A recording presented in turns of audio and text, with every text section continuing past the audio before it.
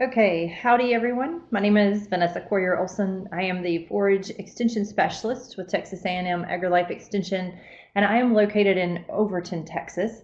So as Pete said, as he was talking about the range specialists, we don't have one in East Texas. We are in high forage production area being east of I-35. If you're not familiar with where Overton is located, we're about 2 hours east of Dallas, so in that northeastern kind of corner of Texas. So today my topic is to talk about weed control, weed management in pastures, as well as hay meadows. And so we're going to go ahead and get started. We're going to cover some broad recommendations in regards to how to manage or maybe why we see failure in our weed management practices in our pastures. And then we will cover some specific weeds as well and some recommendations for controlling those. Now, unfortunately, due to time, I'm not going to be able to cover all of anyone's weed issues. I will give you my contact information or where you can locate my contact information. If you have specific questions, you can always reach out to me. And as Pete said, I will try to answer some questions along the way, as well as towards the end of the webinar. So you can drop those in that chat pod and we'll see what we can cover. All right, so we're going to start off talking about why we have failure in regards to our weed management within our pastures or even in our hay meadows. So oftentimes a question I get is people typically want one product they can spray once at some point during the year and effectively control all of their weed issues. And unfortunately, that doesn't exist. I wish it did. It would make everyone's life a lot easier. It would simplify things. But unfortunately, that's not the case because we have such diversity in vegetation across our state, no matter where you might live. We have grassy weeds, broadleaf weeds, we have annual weeds, we have perennial weeds, we have brush species or woody species that are problematic.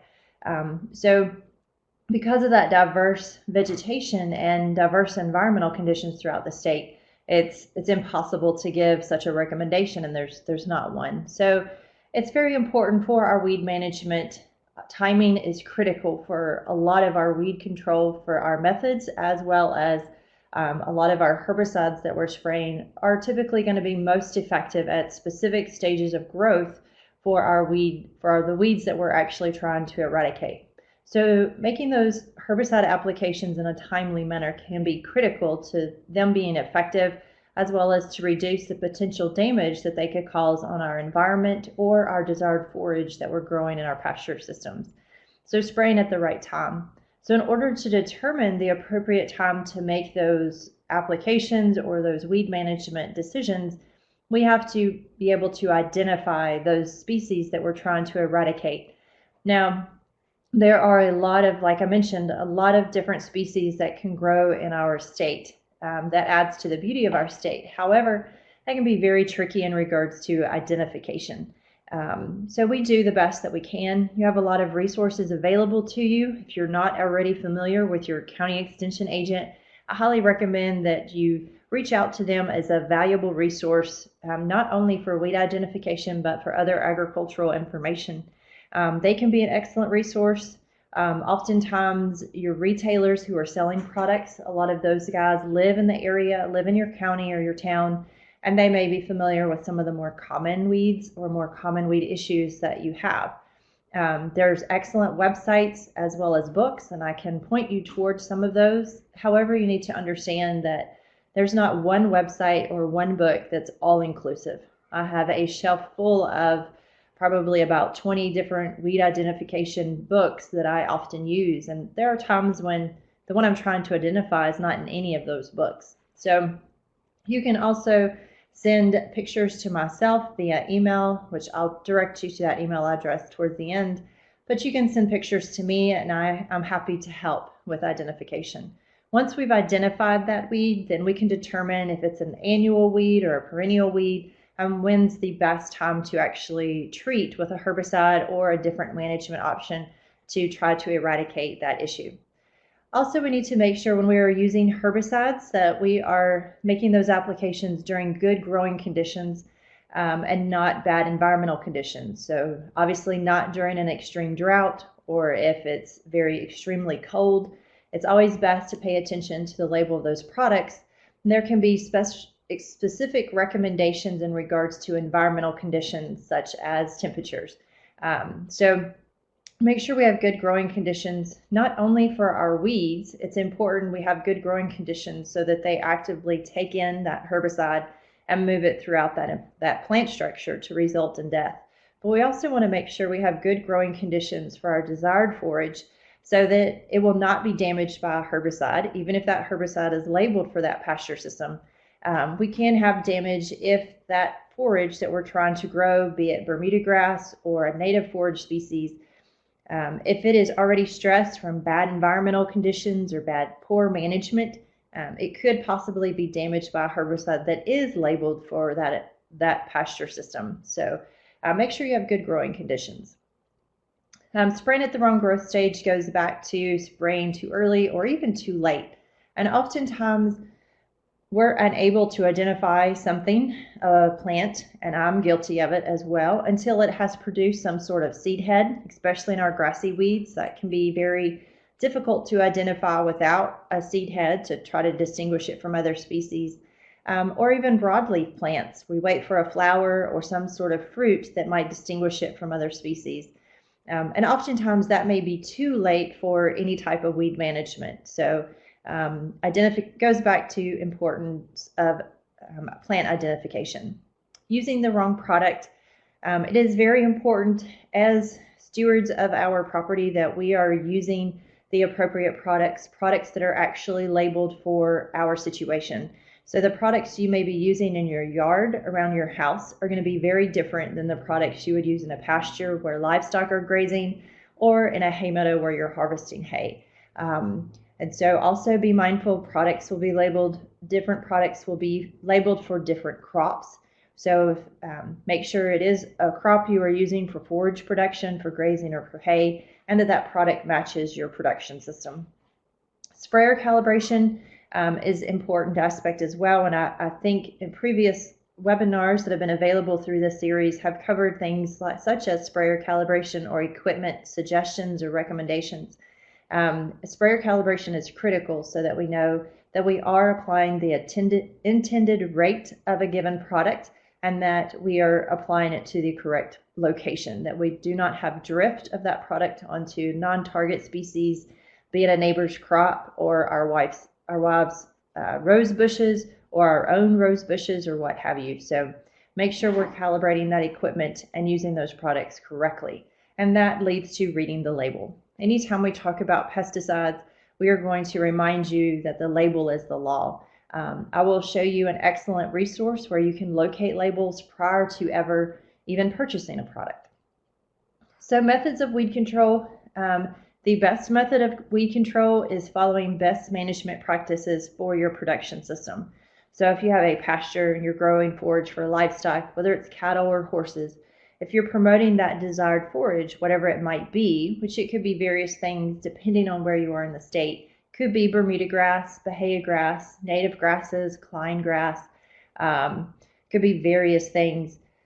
So if we're promoting that forage production by maintaining good ground cover, by maintaining appropriate soil fertility for that forage species and our anticipated production, maintaining our fertilizer inputs, our soil pH, and also maintaining an appropriate stocking rate so that we're not overgrazing those forages and then therefore reducing competition against weed populations that might try to become an issue within our system. So following those best management practices are going to be very important in regards to minimizing the inputs in regards to herbicides or the amount of time that we're going to have to use to try to control weeds or undesired vegetation. Mowing, of course, is very common. Mowing is primarily used because we think it's cheap, and it also seems to be a quick fix, and it is that. It's a temporary quick fix, and we'll talk about that in a little bit more detail. And then, of course, the use of herbicides, which is probably why a majority of you are involved today. You're potentially using herbicides. That's going to lead to a poll question, I think, Pete. So I'm taking a poll. I assume that since most of you are attending that you're actively using herbicides, but that may not necessarily be the case. So if you don't mind voting, so what is your go-to method for weed control? Is it the use of herbicides? Are you mowing, shredding, or do you just ignore them and hope that they'll go away? All right, it looks like a majority of you are actually using herbicides. So you're here to get your CEU. There are a few of you think it's funny that you just ignore them, hope they'll go away. That's my weed control plan for my yard, is I tend to ignore them. I'm not home enough to do a lot of active work on those. So mowing. I saw that some of you do mow or shred your weeds. I understand it's instant gratification. They're in front of you. You mow over them, they're gone. There are actually times when I have recommended mowing as a kind of a temporary fix, but definitely not a long-term fix. So a lot of people tend to mow thinking that it's going to be cheap. When we actually look at the economics, I worked with an economist 2 years ago to evaluate the cost difference between actually using a herbicide versus mowing. Now we have the same size tractor in this situation. However, one has a 6-foot rotary mower, and the second method, the herbicide application, we have a 30-foot boom sprayer. So obviously with 30 feet versus 6 feet, we're covering larger area. So we're making fewer passes, spending less time on our tractor. Now that's another appealing reason to mow. A lot of people find spending time on their tractor therapeutic or a good way to avoid other tasks that we don't want to do at the moment. However, when we look at the economics, even though we think it's cheaper because we didn't have to buy a product, we didn't have to go to the feed and seed store and lay down some cash to buy a product, it's actually more expensive to mow versus applying a herbicide, because we have to keep in mind the amount of time that it takes, the labor. Even if we're not writing a paycheck to ourselves, our time does have value and we should give value to it. And as well as if we're trying to control something like an annual weed, take goatweed, doveweed, whatever you might refer to it as, it's an annual warm season weed that's very common in Central and East Texas and many parts of the state, that comes up quite frequently. And in order to control goatweed with mowing, we'd have to mow it when it's in the vegetative stage, well before it produces any type of seed, to reduce those future populations. So if we mowed and then we had some rainfall, within a couple of days, we're going to have some more goat weeds. So we're going to be mowing quite frequently throughout the season. So time becomes our biggest money sink in that regards, in regards to mowing. Time as well as diesel potentially. The other thing we have to keep in mind with mowing is when we're mowing, not only are we mowing those weeds, but we're also mowing that forage, especially in a pasture. You know, we already in a hay meadow, we're mowing that forage for the purpose of baling, but in a pasture, we're hoping we're using our livestock, our animals, to actually harvest that forage. If we're mowing weeds, we're removing the most nutritious part of that plant, which is the leaf material in that forage. So a lot of times we don't think about that when we think about mowing those weeds. All right, so we're going to move into herbicides, and as we talk about some different weed issues, we'll talk about some herbicide recommendations. But a few things to keep in mind as we move forward with the use of herbicides or pesticides in general. It's always important that we are following the label. Once again, the label is the law. We need to make sure we are paying attention to application rate, timing of that application. There can be some specific recommendations on that label in regards to timing. It may be based on growth stage. It may be based on weather conditions, such as anticipation of rainfall or temperatures, as well as we need to look for grazing or haying restrictions. If it's a hay meadow, that may have an impact on whether or not we even use that product. So make sure you are referring to those labels for that information. I wanted to mention a resource. This is a website, www.cdms.net. It is a free resource where you can locate pesticide labels, whether they're herbicides for pasture and hay production, or insecticides that we may be using to control armyworms or grasshoppers in our pastures as well. You can search for those products by the product name, if you know the trade name of that product, such as Grazon Next HL, or if you're looking up Roundup. You can also search by manufacturer. So if you know Monsanto produces that product, or Bayer, or now Corteva, which used to be Dow AgroSciences, you can search that as well. You can download all of the labels, then they become searchable documents. You have them in a location on your computer that you can access them when you need to refresh refresh yourself on some of the rates or the recommendations or things you need to keep in mind when using that product. So different methods of applying herbicides. Most of us are going to be using a broadcast method. We're covering an entire pasture. We don't want to go in that 500-acre pasture and spray each individual goat weed. That would take us a very long time. That would be very arduous and time-consuming. So we're using a ground rig of some sort, whether we're pulling a boom or a boomless sprayer behind on a tractor or a mule or what have you. Aerial applications, if you have thousands of acres, that's very common. Easier method of getting a broadcast application if you have even larger acreage or larger number of stems that you're trying to treat. Individual plant treatment is often used, especially for our woody species or our brush species. I'm sure there's previous speakers in this webinar series that have covered some specific brush species that are very common in Central Texas and other parts of the state that can be challenging to control. But we use individual plant treatment for those.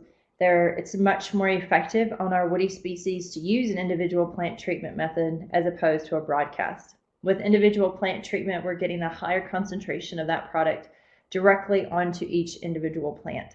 For many of our perennial or annual broadleaf weeds that we commonly see in pasture systems, a broadcast application can be very effective or just as effective.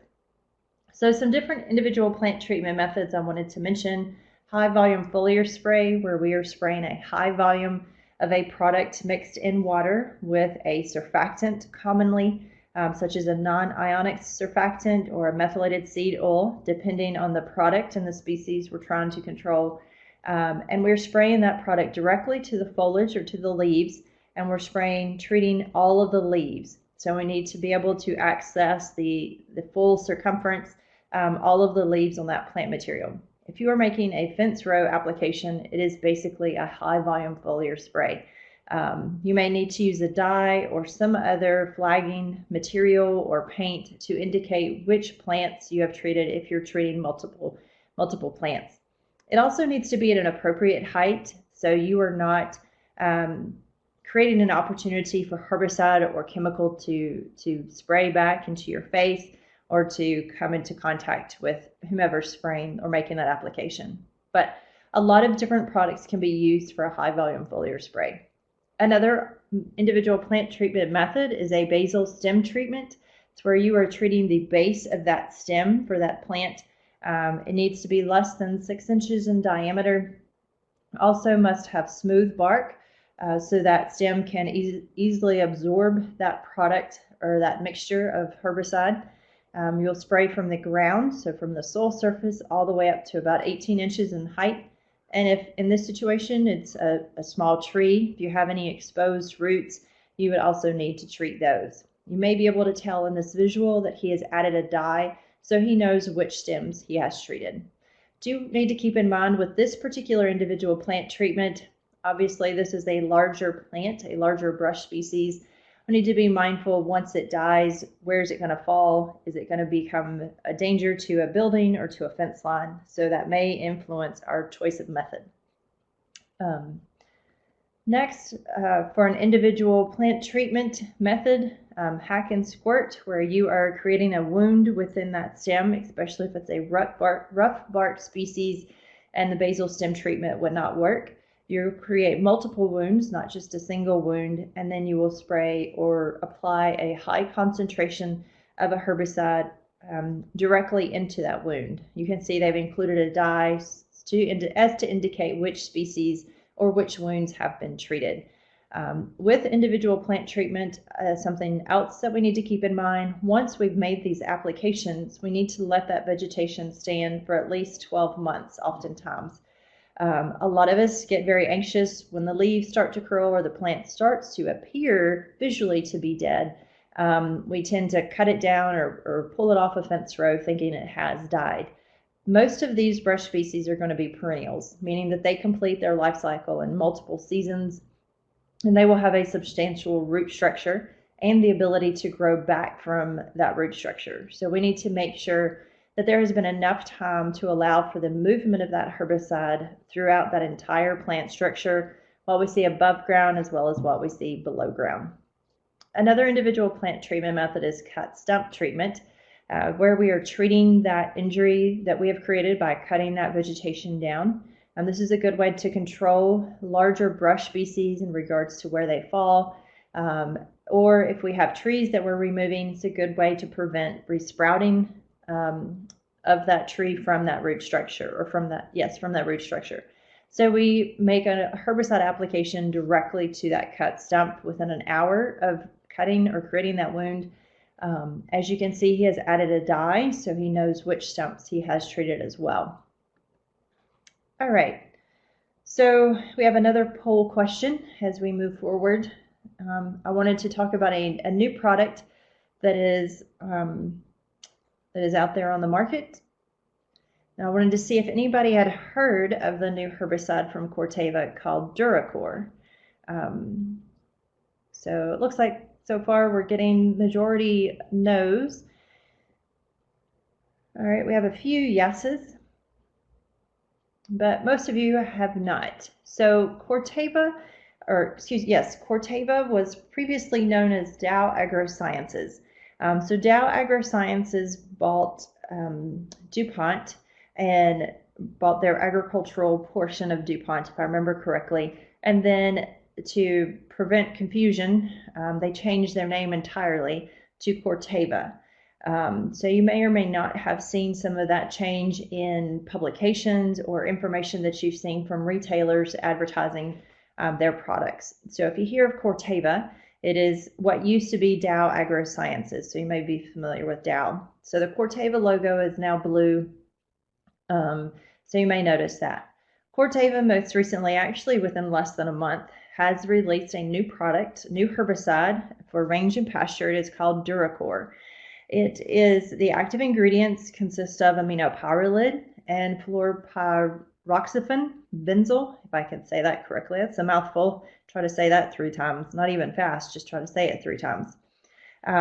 It is an active ingredient, also called Rinskor, which is a lot easier to say, that is still and has previously been in the rice industry as a herbicide that they've used in rice for a period of time.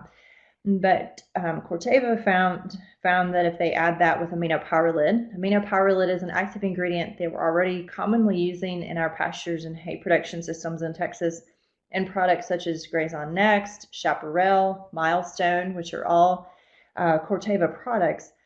But this new product, Duracore, has these 2 active ingredients. It is a non-restricted product, nor is it state limited, so it does not require a license to purchase or to use this product.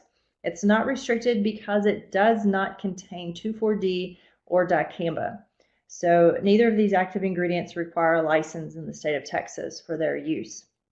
The use rate is 12 to 20 ounces per acre, which is a lower use rate than what we've historically been using on Graze on Next.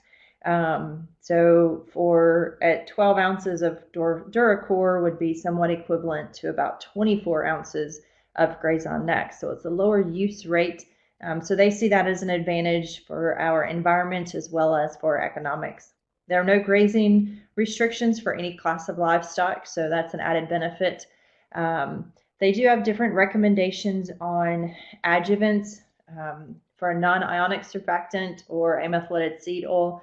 So it will be critical if you're using this product to refer to the label. So there's some research that they have done. They have done some research with Texas A&M AgriLife Extension. Dr. James Jackson, who Pete mentioned earlier, has been responsible for many of those. Quite a bit of that research. This is research that Corteva advertises and promotes, showing the effectiveness of their product, Duracore, over Graze on Next HL, which is also their product. showing a lower use rate and greater control on some specific weeds. And those specific weeds would include the following: marsh elder, annual marsh elder. Some people refer to this weed as sumpweed. It is found very heavily, oftentimes in very low-lying bottom areas. I'm going to try to take a question I see that popped up while we're talking about Duracore. It says, is Duracore priced similarly to other herbicides? It is fairly close to Grazon Next HL, depending on your retailer.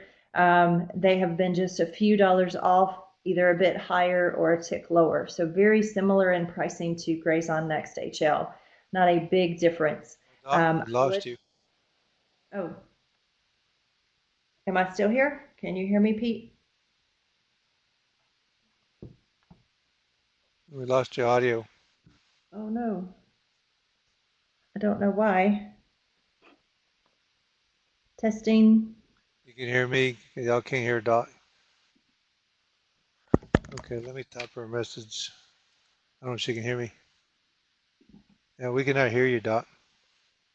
I don't know what happened here. Oh. Am I back? Okay, if y'all can hear her, go ahead, but I can't.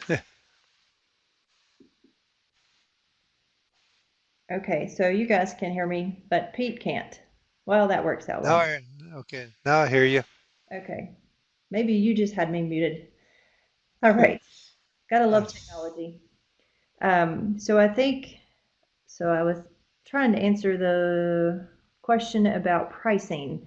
So in my experience, or what I have noticed or what I have determined locally for me in East Texas, pricing is very similar between Grazon Next, HL, and Duracore. I have not necessarily priced or compared Duracore to other aminopyrrolid products. I think chaparral, which is aminopyrrolid, one of the active ingredients in Duracore, and it also has metsulfuron methyl, which would have activity on Bahia grass. I think chaparral may be a little bit higher than Duracore, but if you want to keep Bahia grass and use aminopyrrolid, you would not be using chaparral.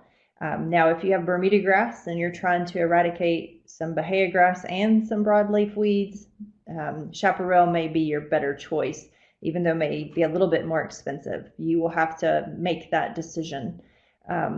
But so far they've been similarly in price, but I would check your local retailers and price those out if you're interested. So back to the weeds, they have seen Duracore to have more activity on than Grazon Next. Marsh elder or sumpweed, which is typically found in very high moisture environments, so creek bottoms, flooded areas potentially. It is an annual, so controlling it when it is small in the vegetative stage will be critical. These are pictures of obviously a very mature plant, which at this stage it's very difficult to control. So timing is very important. There are several products, aminopyrrolid, whether it's in Grazon Next or Duracore, would be the better choice of active ingredients. Here's some closer pictures of the stems as well as the leaf. The next weed that they have seen better activity with Duracore as opposed to Grazon Next would be ironweed or western ironweed. So it has a purple flower. Once again, it is an annual, so controlling it at the vegetative stage would be critical. But they found Duracore at 12 ounces to have about 90% control on ironweed. The next one would be Buckhorn Plantain. So this is an immature vegetative stage. It does kind of produce a seed head / flower. I typically see Buckhorn Plantain more in landscapes or turf. You can see it in pastures. I don't necessarily get a lot of questions. It may or may not be a problem for you, but they have seen Duracore to have excellent activity on plantain as well. Next is poison hemlock. Now, poison hemlock is often confused with another weed referred to as that's called wild carrot. Poison hemlock is a perennial. It's a very large, almost tree-like. We see a lot of poison hemlock around ponds or creeks where there's water or along water edge. So poison hemlock may be common in those areas. It is a toxic plant. Here's a closer picture of the flowers, kind of an umbrella of multiple very tiny white flowers. Kind of pretty, but a toxic plant. So comparing some leaf, you can see poison hemlock in the center, wild carrot on the left. Wild carrot has a very similar flower shape, with the small white flowers in the umbrella shape, but very different leaves that you may be able to notice here. Poison hemlock reminds me much more kind of a fern leaf pattern compared to wild carrot. Some people get it confused with wild parsnip that you see on the far right, but poison hemlock will be a much larger plant compared to wild carrot. So, in regards to some other general weeds that you might be controlling with Graze On Next or Duracore, very similar control. Once again, some of the bigger advantages are that Duracore does not have 2,4-D. If you are in a county where 2,4-D time of application or use period is regulated or restricted because of crops, Duracore would be a better fit for your pasture program. So that is an advantage. Duracore does not require a license. Graze On Next in the state of Texas will require a license because it is straight restricted. 2,4-D is straight restricted within that Graze On Next product. So very similar control, but your choice of product will probably be based on economics, which they're fairly similar in price, as well as whether you have your license and then whether or not your location, your county, or you feel like you need to be restricted or do not want to use 2,4-D for risk of drift onto neighboring crops. All right, so I'm going to talk about some specific weed issues. I'm going to stick to some grass species as well as some general broadleaf weeds. I'm not going to cover any brush species. Primarily, I think there's other webinars within this series that cover a lot more on those brush species from your range specialist. I will answer any questions that you have about different weed issues, but like I said, I'll cover what I can. But you may have some that I'm not going to cover, but I'll be happy to answer any questions.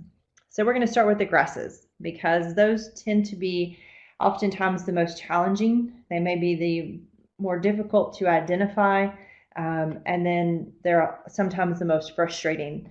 General broadleaf weeds are typically very easy to control. It's identifying them and timing them oftentimes becomes the issue. So we're going to start with Bahia grass. Bahia grass is a viable forage for livestock. You may have it in your pasture, and so you may not want to listen to this part, but there are producers who have Bahia grass growing in Bermuda grass pasture systems or hay meadows that don't want it there. Bahia grass is, like I said, a viable forage, so we can utilize it for grazing. It's a little bit more difficult and challenging to harvest for hay, but it can be done. So for eradication or for control of Bahia grass, we have several options. The active ingredient that has activity on Bahia grass is called metsulfuron methyl. That can be found in Cimarron Plus, Pastora, Chaparral. All of those products maintain the active ingredient metsulfuron methyl and will control Bahia grass if treated or sprayed at early vegetative growth. So depending on where you're located in the state, that may be late May or a little bit earlier. After everything has greened up and started growing would be ideal, and if you have Bahia grass. All right, there was a question I want to get to before we get too far. Was the chart on the previous page a list of other plants that are well controlled by Duracore? Yes, so this is some research that Corteva did showing, and they've listed, this is 3 to 4 months after application of either one of these products on the plants that are listed in this chart. So buttercup, common ragweed, Canadian thistle, curly dock, woolly croton, doveweed or goatweed, common broomweed, musk thistle, spotted knapweed, common cocklebur, silverleaf nightshade, and then early season tall ironweed. So there are other weeds on that list, on the list for Duracore. So I would recommend locating the label well before you buy the product. Look at the label. There will be weeds listed on that label and rates, recommendations for control of those various weeds. So refer to that label for additional. This is not a limited list. This was just in this specific research that they did. So refer to the label for more information on Duracore and the weeds that it will control. All right, so back to Bahia grass. There are no grazing restrictions with any of these products. There are additional products that have metsulfuron methyl, other Cimarron products, Cimarron Max, Cimarron Extra. Cimarron Max will require a license and does have grazing and haying restrictions. So they're not listed on this because they may have grazing restrictions and may be restricted or limited use. Cimarron Plus, Pasteur, and Chaparral do not require a license.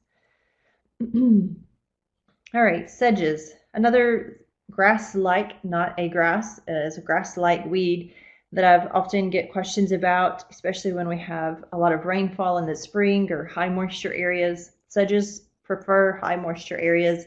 You may have seen or may see sedges in a garden or a flower bed where you're irrigating quite frequently. So if you have a pasture with excess moisture, you may come across some sedges.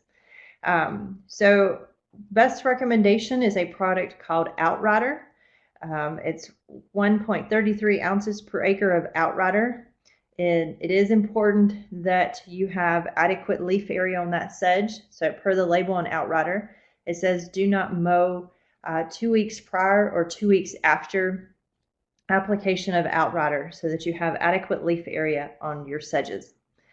Sedges are very different than grasses. Like I said, they are grass-like. They have a triangular stem as opposed to a round stem that you have on grasses, as well as, I'm going to use my lovely pointer here. You may notice, if I can move it, you may notice in this black and white picture that all of the leaves generate or start from the crown of the plant. So kind of where the plant emerges from the soil and the roots meet as well.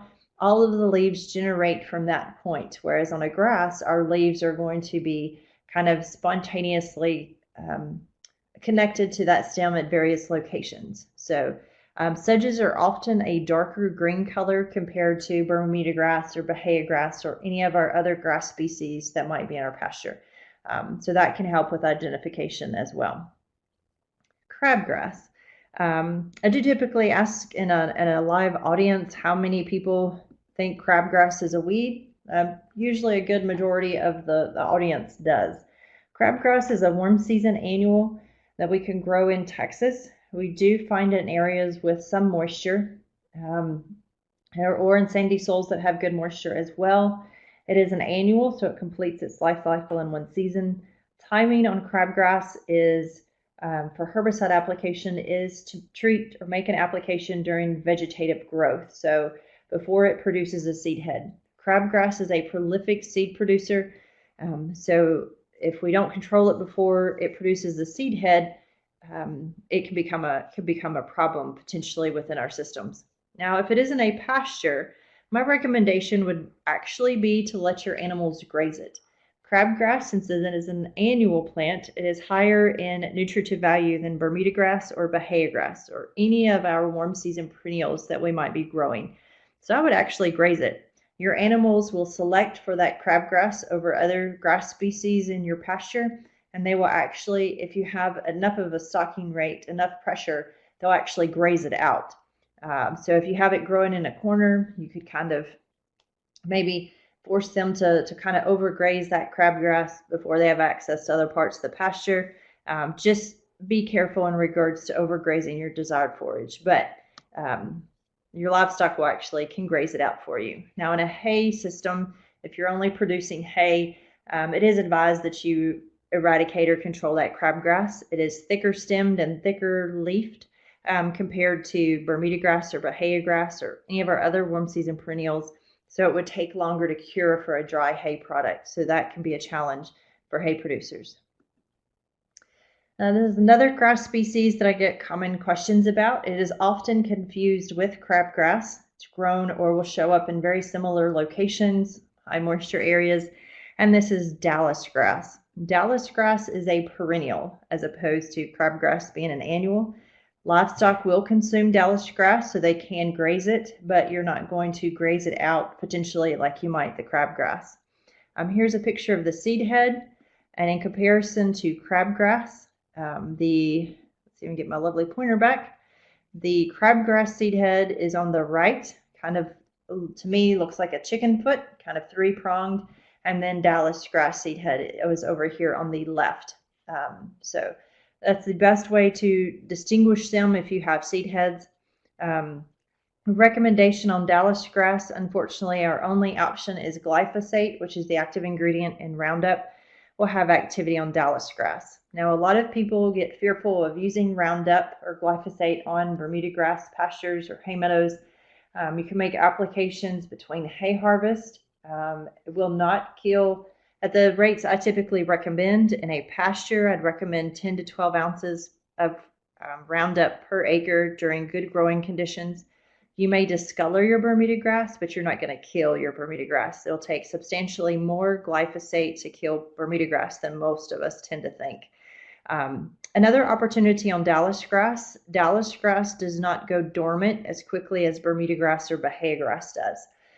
So there will be actually a period in the early winter or following a frost where Dallas grass will continue to grow and Bermuda grass or Bahia grass has gone dormant. Now, depending on where you are in the state, Bermuda grass and Bahia grass may never really go dormant, but you can still safely use Roundup to control Dallas grass and not cause substantial damage to your Bermuda grass. All right, our next grassy weed that I get a lot of questions about is Johnson grass. All right, there's a question. Good question. Is grass burr treated as a sedge? No, it is not. Grass burr is grass-like as well, but it has a round stem. And I will actually talk about grass burrs or sand burrs here shortly. So we're on that trail. So very different. Sedge has a triangular stem. Sand burr is very different. So we'll actually talk about that. So you'll see some of the differences. All right, so Johnson grass is a warm season perennial. It's a grassy weed, often referred to as a weed. It is still a viable forage. Livestock can graze Johnson grass. It is a perennial. We see it in areas that are poorly managed, where they're not harvested or they're not grazed. It's very rare that we see Johnson grass in a pasture unless it has not been grazed or managed for a period of time, because cattle will actually graze that Johnson grass. So here's some closer pictures of Johnson grass. It is in the sorghum family. So it very similarly has a broad dark green leaf with a white midrib, and you can see the seed head on the left. Some recommendations on Johnson grass. Outrider, the product that I previously mentioned on sedges, 1.33 ounces per acre, has activity on Johnson grass. You must apply to actively growing Johnson grass that is at least 18 inches to 24 inches tall, and it can be sprayed up to heading stage or up to the point before it produces that seed head. So you need substantial leaf material and growth to use Outrider effectively. Another option on Johnson grass is Pastura. I mentioned Pastura on Bahia grass, and we'll mention it with sandburrs. Pastura has activity on Johnson grass, but only at the seedling stage. So this is a good example of why reading the label is very critical.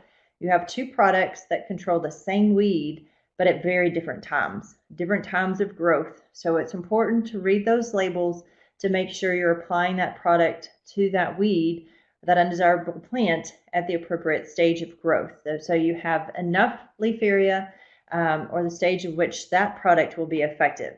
Different active ingredients will work differently in our plants. So we need to, once again, read the label. All right, this is another grass species that's commonly confused with Johnson grass. And this is called Vasey grass. So it looks like there's a question on Johnson grass. So before I get off Johnson grass, let's answer that question. What are the dangers associated with grazing Johnson grass? For example, during drought or semi-drought, quote unquote, stress times. All right, so Johnson grass has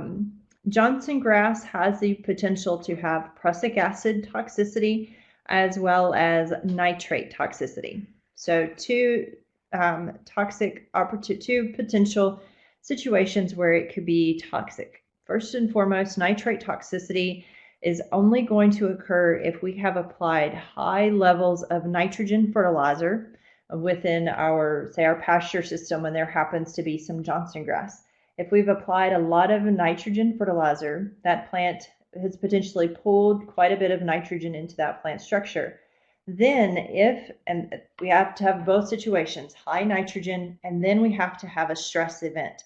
That may mean a drought. So anything that limits plant growth. So say we've applied a lot of nitrogen. We've had enough moisture that that plant can pull some nitrogen or a lot of nitrogen into that plant. And then we have a drought. We have no moisture, and that prevents that plant from growing. We end up with, and as we have some moisture and that plant begins to grow again, it's going to pull a lot of nitrogen out of the soil. So that is the stage of which that small window of time, there's a window of time where that plant has a lot of nitrogen, but has not grown, has not used that nitrogen to ultimately create protein.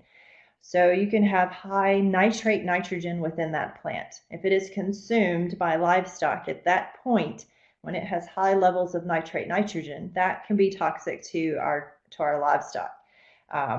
Prussic acid toxicity concerns can be around drought, as well as there are a lot of concerns around a frost on Johnson grass, especially with prussic acid toxicity.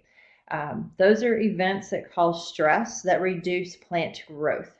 Myself and some colleagues are currently doing some more research on Johnson grass and prussic acid toxicity.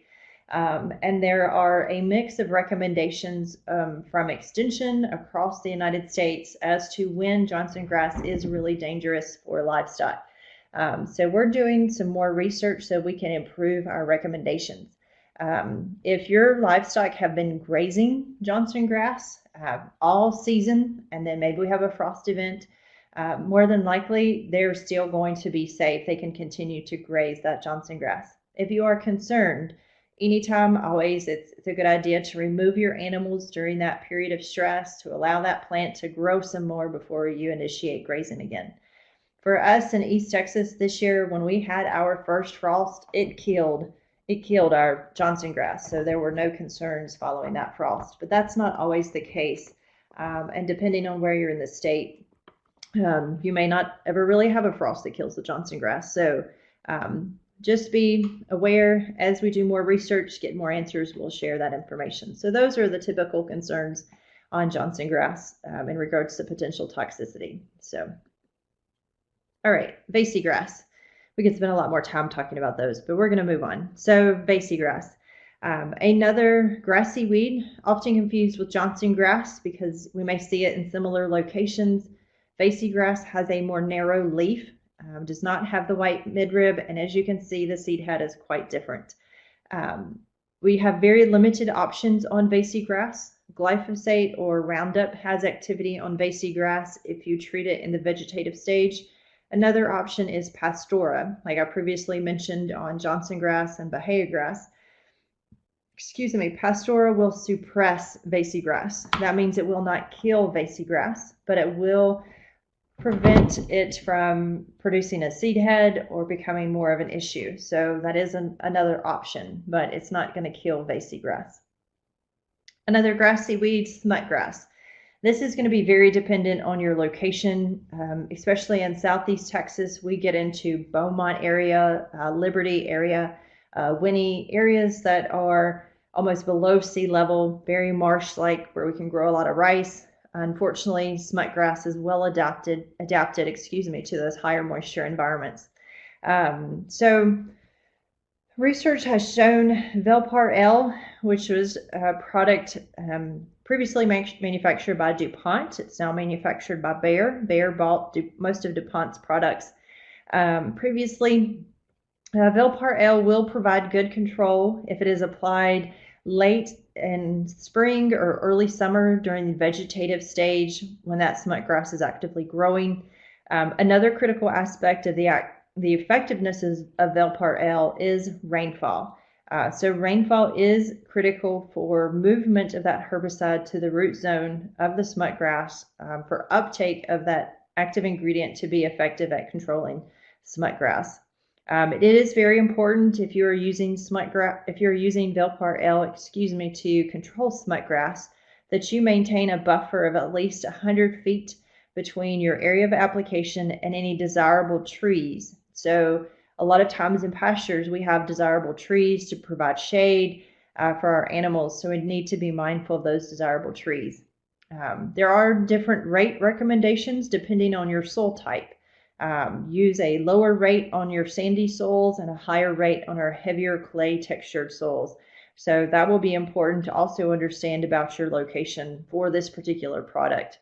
You can see the use rate is 2 3/4 to 4.5 pints per acre. So on the lower end for sandy soils, and a higher rate up to 4.5 pints per acre on those heavier soils. Livestock can graze immediately following a broadcast application. Herbicide rates at 4.5 pints or less can also be harvested and fed after 38 days. So no grazing restrictions on the 2 3/4 to 4.5 pints, but you do have a 38-day haying restrictions on those rates. So should not be using more than 4.5 pints to then have a grazing restriction if you are using Bell Par Ale for smut grass. Other options are Roundup or Glyphosate. Dr. Scott Nolte has a graduate student. He's our weed scientist in soil and crop sciences at College Station. They have been doing some extensive research on smut grass. So with time, you may see some more information, different recommendations come out of Texas A&M AgriLife Extension, and we'll keep you posted on those. All right, so grass burrs, sand burrs. First and foremost, this is not a sedge. If you have ever come across a sand burr or grass burr, the burr itself, you will remember, sedges do not have kind of a thorny seed head or kind of a burr.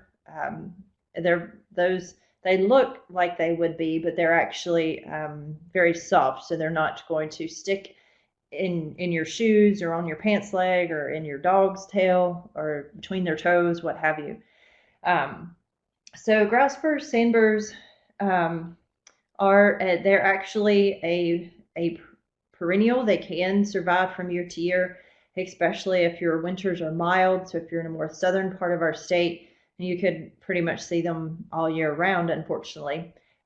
They will decrease grazing area. They can also decrease desirability of a hay product that you might be trying to sell or that you're feeding to your livestock. And Pete, we're going to take a poll very quickly in regards to sand burrs. This is our last poll. So I'm just curious how many of you have issues or concerns with sand burrs or grass burrs in your pastures or hay meadows. All right, so it looks like a majority of you do have sand burrs or grass burrs. A good majority, yeah, definitely a majority of you do. It's very common. It's a very common problem in Central and East Texas and a lot of parts of our state. So it is something that I get a lot of questions about. So a couple of options. First and foremost, we have a pre-emergent product that is labeled for dormant Bermuda grass and Bahia grass pastures and hay meadows. It is called Prow H2O. It has activity on sand burrs as well as some other weeds, and I'll get to that in a second. There is a supplemental label for Bermuda grass pastures and hay meadows. So it is important that you also pay attention to that supplemental label. The rate for sand burrs is very different as opposed to what you might see for other weeds on the actual label, the full label for this product. So the recommendation on sand burrs and Bermuda grass pastures or hay meadows is 2 to 3 quarts per acre during dormancy. So when that Bermuda grass is dormant. There are no grazing and haying restrictions. One aspect of Prow H2O, moisture is important for activity of this active ingredient and control on sand burrs. Some testimonials from producers who have used Prow H2O repetitively over multiple years. They see difference in control with Prow H2O on sand burrs based on rainfall. If they didn't have rainfall following application, they did not see very good control. Now, this is a picture that I actually took from the label. It does not mean that you should not read the label. It is just to show you, instead of typing out various weeds, to show you that Prow H2O also has activity on some other weeds. Johnson grass, crabgrass, barnyard grass, jungle rice, some other grassy weeds, the foxtails, as well as some broadleaf weeds, henbit, some of our cool season annual weeds that may be problematic for some of us, even the pigweed species, black mustard, some of our warm season weeds as well. So it can work, it may work in your system, especially if you have more than just sandburrs as an issue. It may cover multiple species. Some post-emergent options, Roundup or glyphosate is an option on grass burr sandburrs. It can be very effective, especially if sprayed at the vegetative stage of that sandburr, whether it's at between hay harvest or even if it's in a pasture situation or pasture system. The more popular product on sandburrs is Pastura. I mentioned this Pastura on Johnson grass, Crabgrass, as well as Bahia grass. So it has activity on some grassy weeds. It will also control, Pastura will also control annual ryegrass. So in a hay meadow, if you have some volunteer ryegrass you're trying to get rid of, if you're east of I-35, that can be an option as well. So it is a post-emergent product for sandburrs. You need to treat at the 2 to 3 leaf stage. So when that sandburr is very small, early in the vegetative growth, use rate is 1 to 1.5 ounces per acre. You do have a max use rate of 2.5 ounces per acre within a year. There are no grazing or haying restrictions. The active ingredients are metsulfuron methyl, which has activity on Bahia grass, and nicosulfuron is the other active ingredient. Here's a closer picture of that sandburr at the 2 to 3 leaf stage, so you can get a better idea of identification. One of the most distinguishing characteristics at this vegetative stage is that our sandburr has at the crown, which is at soil level where that first leaf emerges, you can see it's kind of a maroon purple color. Bermuda grass, excuse me, will be a lighter green, kind of yellow whitish color, very different than the actual sandburr itself. So that can help with identification at that stage. Another grassy weed that Pastura has some activity on is Klein Grass. Depending on where you're located in the state, Klein Grass is a very invasive species within our range and pasture and hay systems. Where I'm located, we are lucky thus far. Klein Grass has not become a problem for us, but for some of you guys, it may be an issue. Dr. Larry Redmond, who is our other forage specialist, did some research looking at or evaluating Pastura and whether or not it would have some benefit to us on controlling Klein Grass. So this picture shows us the effects of sequential summer treatments of KR bluestem with, excuse me, yeah, KR bluestem, apologize. I think I said Klein Grass, I misspoke earlier. So this is KR bluestem. So Pastura will have some activity on KR bluestem. This photo was taken in October, so kind of early to mid-October, after a treatment was made at the middle of July, about July 25th, of 1/2 ounce per acre, followed by another 1/2 ounce treatment 6 weeks later. So it does not kill KR bluestem, but you will have some suppression of KR bluestem with Pastura. So that's still KR bluestem, once again, an invasive species that's very difficult to control, but we will have some suppression with Pastura. He also did a rate of 1 ounce per acre and found that 1/2 ounce was equally as effective with sequential treatments about 6 weeks apart. Did a good job of suppressing KR bluestem, so that 1/2 ounce rate will work just as well.